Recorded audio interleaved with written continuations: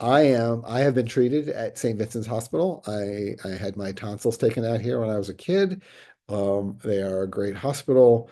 Uh, they, uh, they, but when it comes to any of these conditions, any of these cancer conditions, it may not be my first choice. Even though that, most people in the north side of Indianapolis, their first destination is going to be St. Vincent, right? And so um, but once they get there and once they have a diagnosis, whether or not they stay there, that's their choice. They get that. They get that choice. They have a score of 33.2. And if you remember, Sloan Kettering was in the high 90s, right? So St. Vincent's here, Sloan Kettering is way up here. Okay. So 30-day survival, excellent. Discharging patients at home, excellent. Patient experience, again, we said that wasn't as critical. It's average. It does affect how you feel about the place. They are very high in the number of treatments that they do in this area. That's not what Sloan Kettering was excellent, but they are getting enough volume to achieve that. Again, we won't get too heavily involved in the nurse staffing. It does look like that maybe they are average staffing or understaffed in some ways.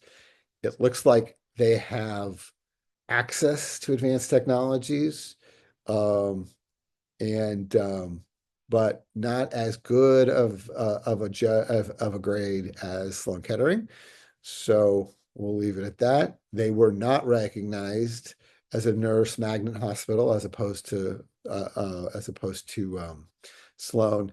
They were not recognized by the National Cancer Institute as a comprehensive and clinical cancer center. They are not accredited by the Foundation for Accreditation of Cellular Therapy. And the expert opinion puts them at average, right? That means the people that know cancer the best are basically saying they're an average hospital for treatment of cancer, right? And when you go down to some of their results, they are high performing in leukemia, lymphoma, and myeloma. They are high performing in colon cancer surgery. I will tell you, my father went there many, many years ago, and he did not have his colon cancer surgery there. He went to New York and had it in New York, and as a byproduct, he was able to live many more years. Now, he could have maybe been treated at St. Vincent, and it may have been okay, but he didn't feel that they had the confidence. When you get to gynecological cancer surgery, they're average. That means that their results are average, that they are somewhere in the neighborhood of a CB. If you have some gynecological cancer diagnosis, this may not be your first choice, right? Even though it is the right locality for you, you may want to look for other options. Lung cancer surgery, high performing. So it looks like in three areas they do pretty well. And then in a prostate cancer scenario, again, average, right? And so this gives you some idea of of what you might want to think about in terms of where you want to receive your treatment. You do have the right to receive your treatment in a place that gives you the best outcome for your own survival. And I've mentioned this in lots of other videos that I talk about. There are ways that you can ensure that you have more choice. Now, there's a lot of hospitals in between St. Vincent and Sloan Kettering, and there are a lot of areas that I think St. Vincent is doing well, and they should continue to do well. And there are some areas where I think I would ask questions, right? But the vehicle to give you more access or better access to better doctors and better technology and better facilities is, first of all, being a wage earner and having a sizable savings account, right? That gives you the ability to make that choice. The second option, which I have friends that started early in their 20s and 30s, and they started putting money in a health savings account. Health savings account grows with you over your life. You can spend that money whenever you need it. And they have sizable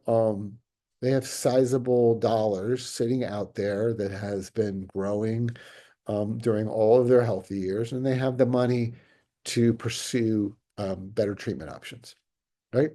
So those are two things. Now, most of us don't have that optionality. We may be stuck. We may have not saved as much as we should have. We may have had a lot of things that have come up in our lives, and unfortunately, we don't have all the savings that someone who's wealthy might have. For those people, I'm going to recommend a few things. One is if you have a family history of cancer, um, I would highly recommend that you take a look at one of the following options. So, option one, there are many highly rated insurance companies. Many of them you know the name because you've used them for health insurance or for something else, who provide cancer policies. And these policies essentially give you a lump sum amount as soon as you receive a diagnosis. They don't try to treat you. They give you cash so that you can make better decisions, right? Um, and so they're either a lump sum or they pay on certain diagnoses. But regardless, that's the way that works.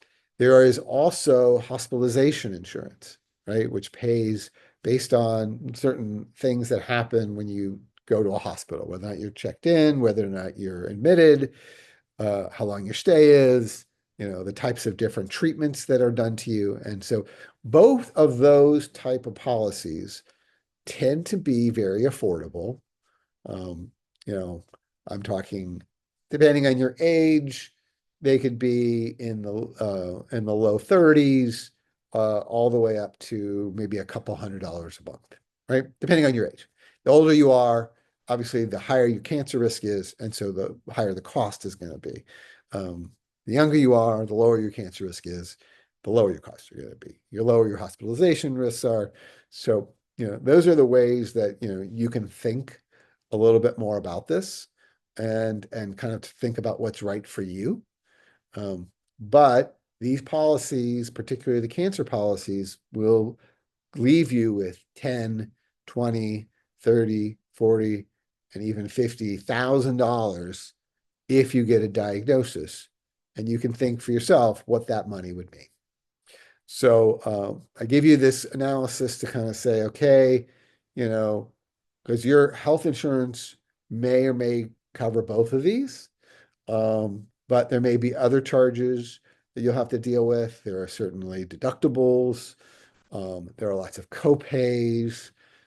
Depending on what the situation is, there are procedures that the insurance company easily will easily approve, and there are procedures that they'll easily deny, right? And so, the more flexibility you have, the better your outcome is more likely to be. And so, I highly recommend thinking a little bit about this kind of space and whether or not that's something that, that you feel would be good for your situation.